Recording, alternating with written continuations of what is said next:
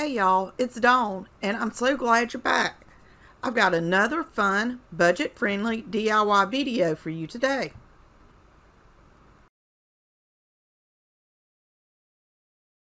I picked up this large wine jug on one of my yard sale adventures in May.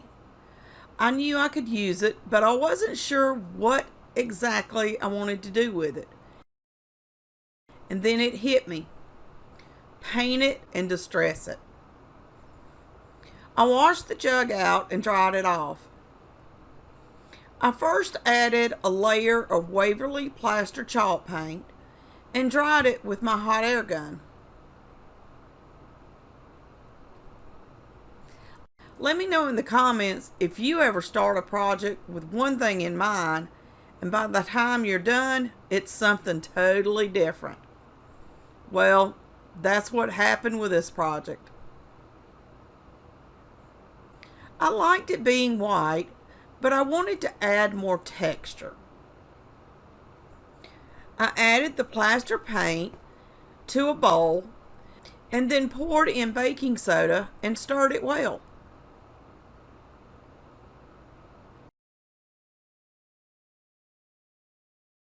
I started applying the mixture with a stencil brush.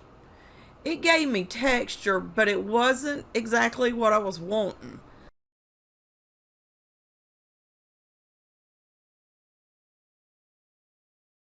So I changed to a chippy brush.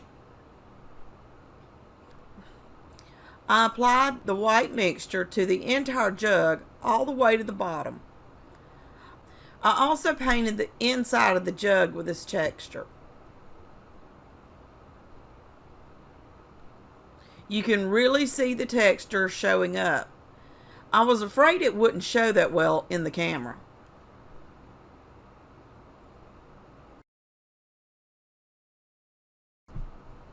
I decided to give it an ombre effect and a different texture for the next layer. I poured salt into the bowl with what was left of the plaster mixture and added Waverly mineral paint.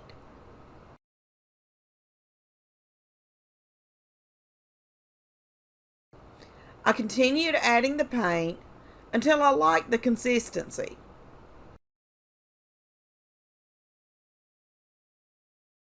It was thicker than the first layer I had put on.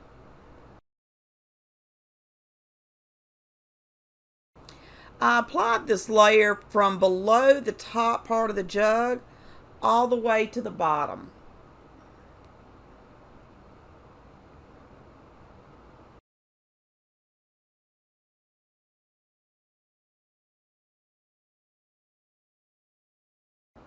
Next, I added some Waverly ink, which is just black paint, to the mixture and stirred it until I had a darker gray color.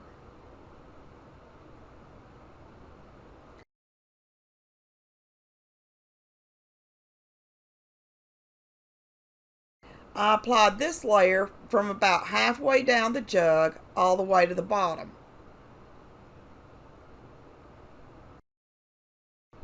You can see here the ombre effect on the jug and all the beautiful texture.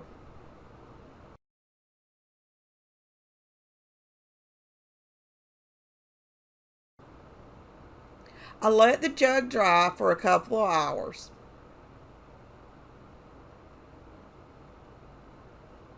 I wanted to distress it so the texture would really show.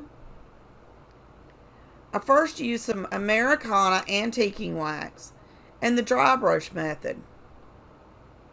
I very lightly covered the jug with the wax.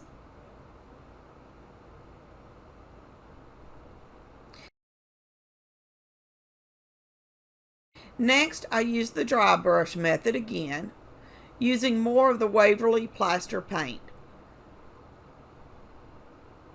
Now I was really starting to fall in love with this piece.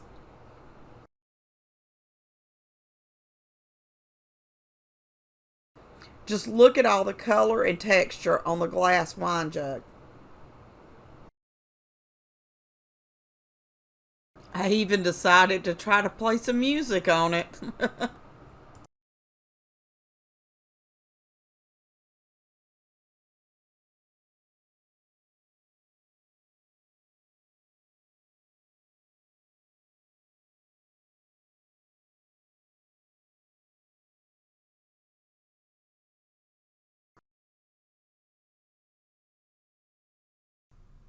I had this large glass candle holder in my stash and decided I would etch it for a housewarming gift for a dear friend of mine.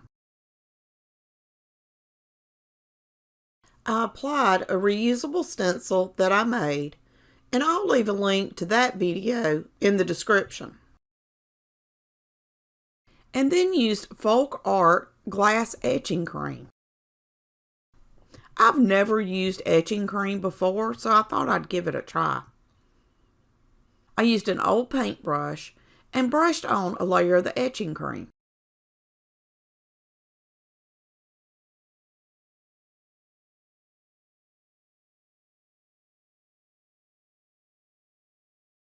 I left the etching cream on the glass for about 20 minutes and then removed the stencil and rinsed everything off with tap water. And just look at how amazing it turned out.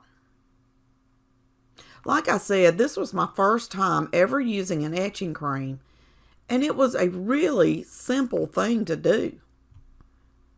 I will definitely be using it more often to create some beautiful home decor.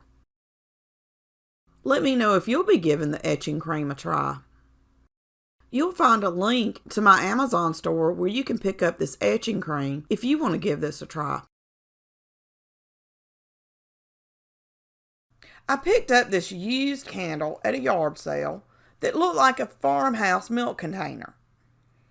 All I did was remove the sticker from the front of the container.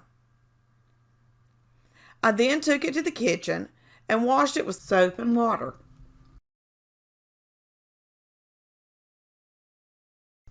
I also wiped it down with fingernail polish remover.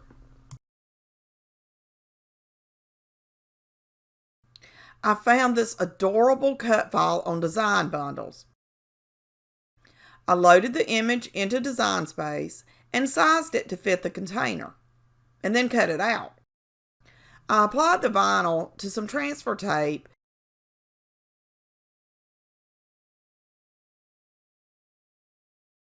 and then applied it to the container. And that was it. Now I have this adorable milk jug for my decor.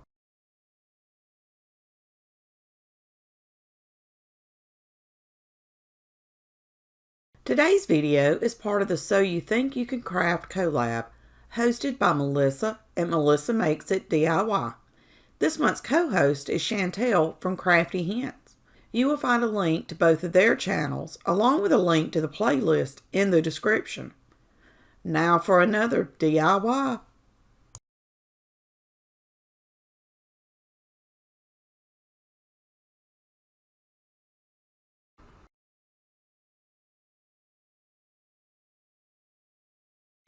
This is another piece from my stash. It's a large ceramic vase with cute flowers on it, but it just doesn't match my decor. After cleaning it, I applied a layer of Waverly white chalk paint to the entire vase, including a little bit down on the inside.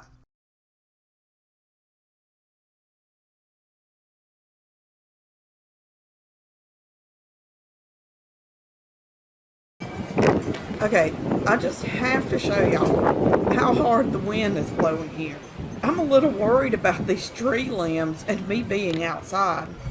I'd hate to get knocked out and nobody know it until my husband gets home. Once the first two sides had dried, I painted the other two sides, hoping a limb doesn't fall on me.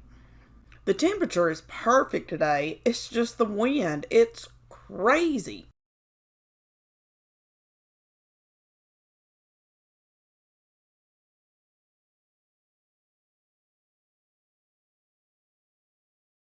The next thing I did was give the vase a good coat of Rust-Oleum stone textured spray paint. I love this spray paint. It turns the ugliest things into something beautiful. Well, I just love the look of stone, and this spray paint does it perfectly. I applied several thin layers. Keep in mind that this spray paint does take a little longer to dry. That's why I'm using thin layers.